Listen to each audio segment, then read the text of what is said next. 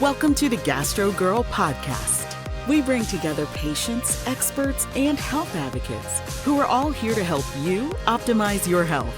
Here's your host, Jacqueline Gaulin. Hey everyone, we're here with Jessica Lebovitz again, a registered dietitian who also is living with celiac disease. So obviously she's not only a registered dietitian, but she's an expert in GI conditions and working with patients that have GI conditions in their dietary and nutrition needs. And today we're going to talk about a really cool topic, dating with celiac disease.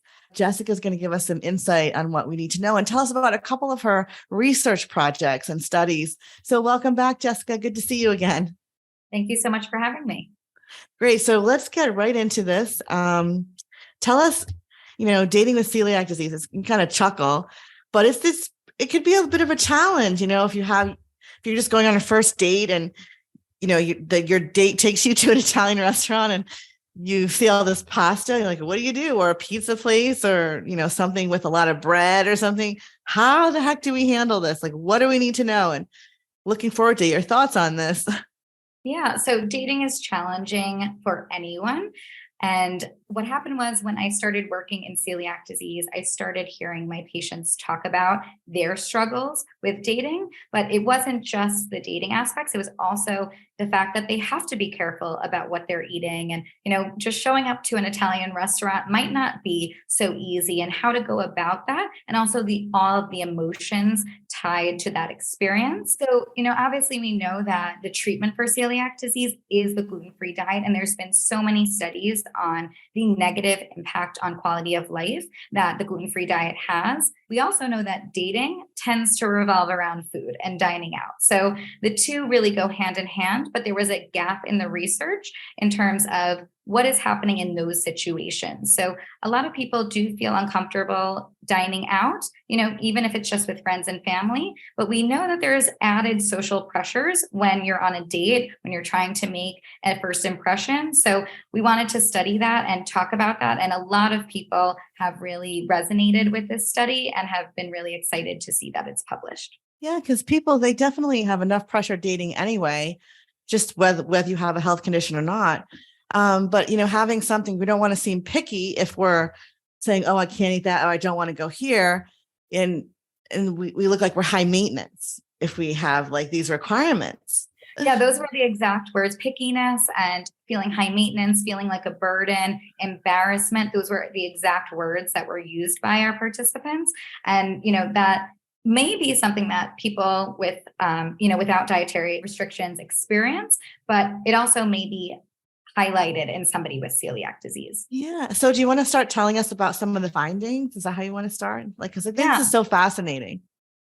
So we did find that the majority of our participants reported that celiac disease had a major or moderate impact on their dating life.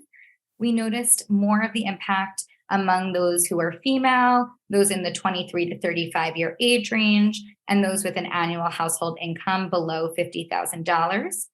And those who actually reported this greater impact were found to have a worse quality of life.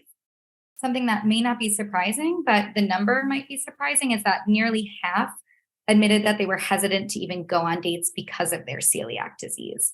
Yeah, this is interesting. That's not surprising. And again, we always want to leave our patients with positive tips and encouragement. So we're setting the stage to what's happening. Like, we resonate with you. We're hearing this from Jessica's study. She has real world experience, both as a person with celiac disease and also with her patients. So this is why we're going to set the stage here, talk about what's happening, how patients are feeling, but then we're going to give some positive tips on how we can navigate this crazy dating world, which is crazy anyway, but with a health condition like celiac disease. So I love this. So keep going with the research, girl. Right. And this also helps to show that you're not alone. Everybody, is kind of in the same boat here and experiencing these things. And, you're not isolated in your own emotions. But other things that we found were that a majority preferred non-food related activities for the first few dates. So this included drinks or activities like movies or hiking rather than just meals. About 3/4 preferred to take an active role in choosing the setting of the date. And we also found that dating posed obstacles to compliance with the gluten-free diet. So this is really important for clinicians to know that 39% were uncomfortable explaining precautions to waiters in front of their date. 28% engaged in riskier eating behaviors on a date, and 7.5% admitted to intentionally consuming gluten while on a date. So obviously, if your patient is still consuming gluten, we want to know the reasons why, and are there pressures that they're experiencing that we really need to address in our sessions. That's a really good point for providers to know. They're like, why can't you follow this diet? Well, I had a lot of dates and, I'm embarrassed to tell my date. And a lot of people aren't comfortable bringing that up. I've had patients say to me, is this appropriate to ask you about? And the point of this is to bring awareness that you absolutely should be talking to your providers about this, because if they're not talking to us, who are they talking to about it? And this gives us a bigger picture and understanding of what they're going through. So we don't want them to be too embarrassed to bring it up, because if this is the real reason behind why they're not healing, we need to know about it. Jessica, I'll admit, when I first heard about your study, I was like, oh, this is going to be a fun one, but it's really a serious one. It's serious because of what you just said, that it can have, health ramifications, serious ramifications for someone who's supposed to avoid gluten. Right. Maybe a little more fun than a drug trial, but not, definitely shedding light on, some of the struggles, which is a little less fun. Yeah, we don't always talk about this. Or, you can kind of say, oh, yeah, I'm sure it's hard, but to actually see the data, like what you've worked on, I think this is very important research and eye-opening, not only for patients, but for providers and people who may be dating or may want to date and go out in the world and, maybe to prevent some of the judgment that, oh, maybe this person has a health condition. They're not just being picky or high maintenance. Yeah, I had a patient just today ask me already about, a dating scenario. So it's on people's minds, and we kind of just have to probe it out of them. And some of the more shocking ones that I know my doctors were a little more surprised about were the fact that 39% were hesitant to kiss their partner because of celiac disease. Really? And 23% reported that their celiac disease symptoms interfered with being physically intimate. So kissing, so if someone eats, I know peanut butter, if someone has a peanut allergy and you kiss someone, it could be really bad, but gluten too, or is that just a misconception? So that is a great point, is that we don't actually have that answer right now. So if you look on the internet, you'll probably find something that tells you that kissing is not okay, but we have no studies to show that that actually really matters. So I will say my colleagues and I are in the works on a study on kissing for celiac disease, but we don't have anything published right now. So we don't want people to be overly concerned about a risk that we're not even sure actually exists. Well, that's good. So we're not alarming anyone. So, kiss or kiss away. Kiss away. Right. Is there another study that you're working on, or do you have more to say about this study? Any other interesting findings that we should know about? This is really fascinating. Thank you. So I'm very excited. I'll be sharing the qualitative data from this dating study at DDW this year. And that study is entitled The Emotional Concerns and Desired Partner Attributes for Individuals Dating with Celiac Disease. And through this study, we found that dating with celiac disease involved various struggles and emotional challenges, specifically around dining out, communicating needs related to celiac disease, and managing feelings of sadness, anxiety, unwanted attention, and embarrassment. So, for example, one respondent explained their struggle as, quote, relaying the seriousness of the disease without completely scaring the other person away. Oh, wow. I mean, that's really profound statement. And it's, again, we can surmise this, but to actually hear the data and hear what people are going through is pretty intense. It also brings up the importance of the role of a psychologist, whether it's a GI psychologist or just a regular psychologist, clinical psychologist. Yeah, so I think that part of our findings really highlight that follow-up or continuous follow-up with a registered dietitian or a psychologist or with your care team is so important, because there's so many aspects of the gluten-free diet that this is not necessarily the first conversation that happens on that first session. We really want to counsel you through any life transitions that you have, any barriers to the gluten-free diet. And this really happens on continuous follow-up so that we're able to go through anything that you're experiencing and making sure that you're feeling good, you're managing your condition, and you're managing anything that comes up, such as dating. We did also find that most respondents valued a partner who is understanding and compassionate. So I think that is not surprising and probably applies to many GI conditions, many dietary restrictions, but it is interesting to see that we saw this response out of a lot of our participants.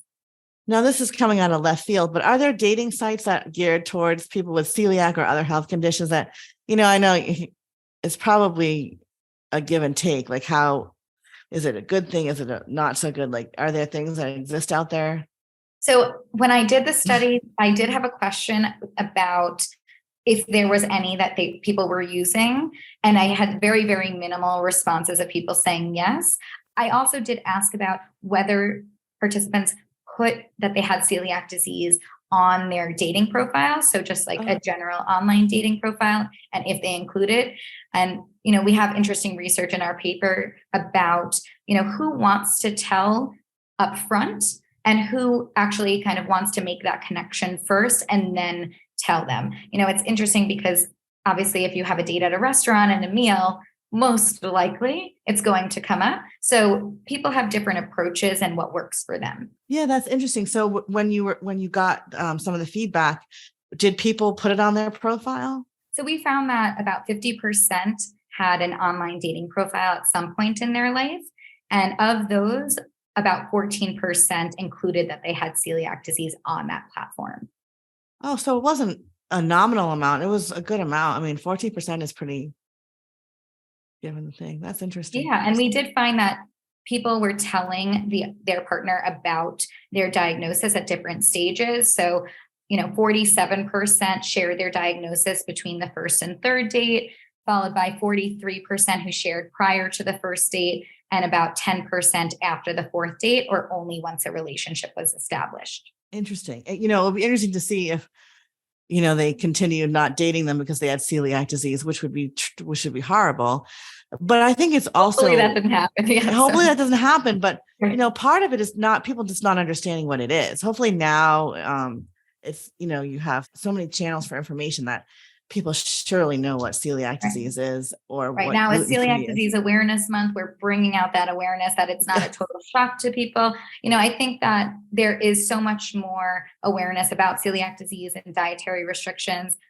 It feels like everybody has some sort of dietary restriction at this point. So, I don't think that it should be as shocking, but as we saw in our study, people really value a partner who is understanding. So if that's a person who's not going to be understanding, that's not a person for you. So that's really only shows their character and not anything about you. Exactly. And this is the perfect segue to go into our tips from you. So to start, consider explaining your condition or dietary restrictions prior to the date, to get that out of the way and off your chest if that feels better for you. I love that. It's like, let's just get it out there. Yeah, as I said, everyone feels differently about what they want to do, but if that feels better to just get it off your chest, make sure that they know, you're going in with a clean slate, then that is definitely something that you can do. Love it. How about number 2? What's your number 2 tip, Jessica? 2 would be that you can suggest drinks, coffee, or activities such as movies, hiking, rather than meals, if that feels more comfortable as well. Great advice. How about number 3? Suggest restaurant options to choose from. So think about keeping your own running list of restaurants to refer back to for ideas. You can even put these in map format to look at by location. And you can also offer to pick the restaurant yourself. I love it. And oftentimes, some dates do ask you, where would you like to go? So it wouldn't be awkward or out of the norm to, say, hey, I'd like to go to this restaurant. And you feel comfortable about it. You know what you can order, and you're not going to make a big scene if you're uncomfortable. Right. I think having that open communication about maybe even just suggesting a few places or telling them, places that you like, that shouldn't be, too pushy by any means. And it's setting you up for a more comfortable experience. Now, I want to ask you this as a dietitian. So say this gentleman or girl, they suggest this date, and it's at an Italian restaurant, there's like gluten a go-go, there's like everything. Do you do this yourself? If you're going to a new restaurant, do you kind of check out the menu and do a little legwork in advance? So leading into number 4. I see. I always do. That's perfect. So 4 is call or email the restaurant ahead of time so that there are no surprises. So, definitely checking out the menu, calling them, reaching out at off hours, can be very, very helpful, or emailing them. People can be very, very responsive. So you do want to do a little bit of legwork before, if you've never been to the place and you're not sure. But I will say Italian restaurants do very, very well. Italy is incredible gluten-free. A lot of places do have gluten-free pasta, or there can be a lot of options that are still gluten-free and safe. And like pizza, right? There's a lot of places that do cauliflower crust if you're not bothered by cauliflower. Right. If you don't have a FODMAP intolerance to cauliflower, then you can probably do that. And they also have gluten-free crust. Yeah, that's true. Absolutely. That's true. But you would just want to check, because lots of places offer a gluten-free crust, but they're not necessarily aware of how to properly prepare it so that it's safe for celiac disease. And that's where you have to be your own advocate and make sure you're asking the right questions and keeping yourself safe. And our audience can learn more about those questions by checking out your course that we have on GI OnDemand. It's a 3-part series. And Jessica gives great advice and insight and great handouts that will help you navigate those challenging situations. And now, do we need a drum roll for the 5th tip? Drum roll for number 5. Right, Number perfect. 5. So number 5 is be confident and advocate for yourself. Confidence is attractive and it garners respect, and you shouldn't apologize for your dietary needs. I love that. You shouldn't apologize for your dietary needs. You shouldn't apologize for your health condition. And it doesn't define you. Just because you have something like celiac disease, you don't need to lead with it, but you don't need to hide it either. It's not, you have celiac disease, I'm celiac. No, you're Jessica.